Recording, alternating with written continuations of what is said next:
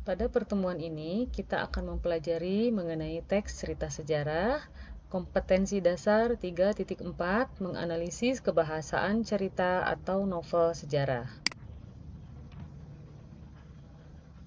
Setelah mempelajari materi ini, kamu diharapkan mampu 1. Menganalisis kebahasaan teks cerita novel sejarah, dan 2. Menjelaskan makna kias yang terdapat dalam teks cerita novel sejarah. Setiap teks memiliki unsur kebahasaan yang berbeda-beda. Demikian pula dengan novel sejarah. Pada bagian berikut, kamu akan mempelajari kaidah kebahasaan novel sejarah. Kegiatan 1. Menganalisis kebahasaan teks cerita novel sejarah. Membaca novel sejarah tidak dapat dilepaskan dari bahasa yang digunakan. Seperti diketahui bersama bahwa bahasa novel sejarah yang dianut adalah bahasa yang digunakan dalam karya sastra pada umumnya, yakni konotatif dan emotif. Hal ini berbeda dengan bahasa ilmiah yang denotatif dan rasional. Sekalipun konotatif dan emotif, bahasa novel tetap mengacu kepada bahasa yang digunakan masyarakat konvensional agar tetap dipahami oleh pembacanya. Penggunaan bahasa konotatif dan emotif diwujudkan pengarang dengan merekayasa bahasa dengan menggunakan beragam gaya bahasa, pencitraan, dan beragam pengucapan style. Bahan dasar novel sejarah adalah bahasa. Bahasa merupakan sistem tanda yang digunakan oleh masyarakat. Tanda itu bermakna dan disepakati oleh masyarakat. Menurut Tiu, 1984, halaman 96, di dalam sistem tanda itu tersedia perlengkapan konseptual yang sulit dihindari karena merupakan dasar pemahaman dunia nyata dan sekaligus merupakan dasar komunikasi antar anggota masyarakat.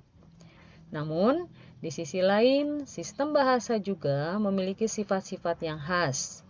Tiu 1984-97, yakni lincah, luwes, longgar, malahan licin dan licik, serta penuh dinamika sehingga memberikan segala macam kemungkinan untuk pemanfaatan yang kreatif dan orisinal, termasuk dari segi konsep. Dalam sistem bahasa di dunia, tidak satupun sistem bahasa yang universal. Artinya, sistem bahasa yang dimiliki oleh suatu masyarakat tertentu akan berbeda dengan sistem bahasa yang dimiliki oleh masyarakat lainnya. Perbedaan ini yang pertama dan terutama adalah latar belakang budaya dari masyarakatnya yang tidak termanifestasi dalam sistem tanda bahasa secara eksplisit. Oleh karena itu, pemahaman suatu novel yang menjadikan bahasa sebagai bagian dari sistem sastra akan tergantung pula pada budaya yang melatar belakangi novel tersebut.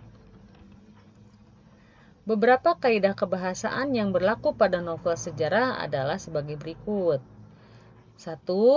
Menggunakan banyak kalimat bermakna lampau. Jadi, dalam kalimat ini maknanya telah terjadi atau lampau telah terjadi ya. Contohnya, A. Prajurit-prajurit yang telah diperintahkan membersihkan gedung bekas asrama telah menyelesaikan tugasnya. Nah, di sini ada kata telah. Telah itu artinya bermakna lampau, telah terjadi ya, sudah dikerjakan. Dalam banyak hal, Gajah Mada bahkan sering mengemukakan pendapat-pendapat yang tidak terduga dan membuat siapapun yang mendengar akan terperangah.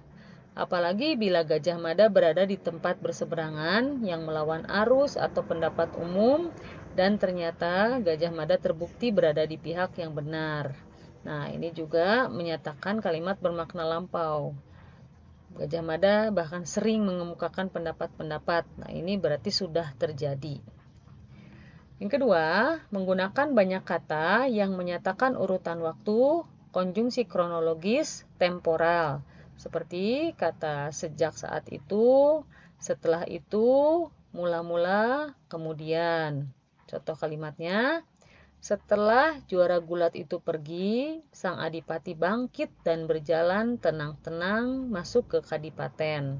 Nah, ini setelah berarti menunjukkan konjungsi kronologis. 3. Menggunakan banyak kata kerja yang menggambarkan suatu tindakan kata kerja material. Nah, berarti kata kerja material ini cirinya adalah kata kerja itu menggambarkan suatu tindakan. Jadi ada tindakan yang dilakukan. Contoh kalimatnya, di depan Ratu Biksuni Gayatri yang berdiri, Sri Gitarja duduk bersimpuh. Nah, berarti di sini kata kerja materialnya adalah berdiri dan bersimpuh. Nah, ini adalah contoh kata kerja material. Nah, ya. Jadi menggambarkan suatu tindakan. Berdiri, duduk bersimpuh, menulis, membaca, berbicara. Nah, itu adalah kata kerja material. Yang keempat, menggunakan banyak kata kerja yang menunjukkan kalimat tak langsung sebagai cara menceritakan tuturan seorang tokoh oleh pengarang. Misalnya, menyatakan bahwa, menceritakan tentang, menurut, mengungkapkan, menanyakan, menyatakan, menuturkan. Nah, contoh kalimatnya, menurut Sang Patih, Galeng telah periksa seluruh kamar Syah Bandar dan ia telah melihat banyak botol dan benda-benda yang ia tak tahu nama dan gunanya. Nah, di sini berarti menunjukkan kata kerja. Nah, ini kata kerja yang menunjukkan kalimat tak langsung. Ya, menurut. Selanjutnya, contoh yang kedua, Riung Samudra menyatakan bahwa ia masih bingung dengan semua penjelasan Kendit Galih tentang masalah itu. Nah, ini kata kerja yang menunjukkan kalimat tak langsung, ini yaitu kata menyatakan. Yang kelima, menggunakan banyak kata kerja yang menyatakan sesuatu yang dipikirkan atau dirasakan oleh tokoh. Nah, ini disebut kata kerja mental. Misalnya, merasakan, menginginkan, mengharapkan, mendambakan, menganggap. Nah, kalau yang tadi kata kerja material itu menggambarkan tindakan. Kalau kata kerja mental itu menyatakan sesuatu yang dipikirkan atau dirasakan. Contoh kalimatnya, Gajah Mada sependapat dengan jalan pikiran Senopati Gajah Enggon. Nah, ini ya menunjukkan kata kerja mental, gitu ya, sependapat.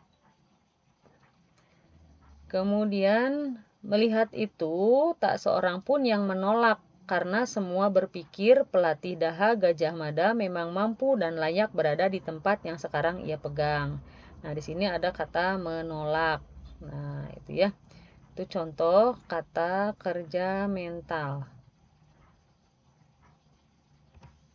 Yang keenam, menggunakan banyak dialog. Hal ini ditunjukkan oleh tanda petik ganda dan kata kerja yang menunjukkan tuturan langsung. Contoh, mana surat itu?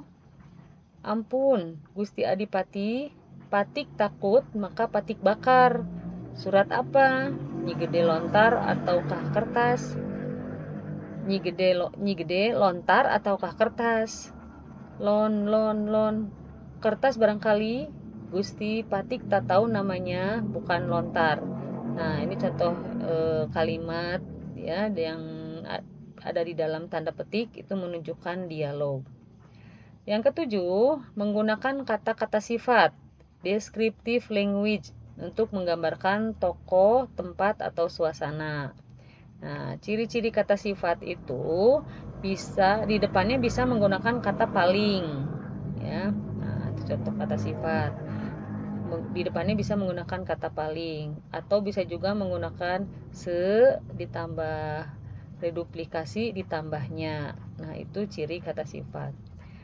Nah, contoh kalimatnya, Gajah Mada mempersiapkan diri sebelum berbicara dan menebar pandangan mata, menyapu wajah semua pimpinan prajurit, pimpinan dari satuan masing-masing. Dari apa yang terjadi itu, terlihat betapa besar wibawa Gajah Mada. Bahkan beberapa prajurit harus mengakui wibawa yang dimiliki Gajah Mada jauh lebih besar dari wibawa Jayanegara. Sri Jayanegara masih bisa diajak bercanda, tetapi tidak dengan Patih Daha Gajah Mada yang sang pemilik wajah yang amat beku itu. Nah, contohnya di sini ada kata besar. Ini menggunakan kata-kata sifat. Nah, itu ya, besar, wibawa.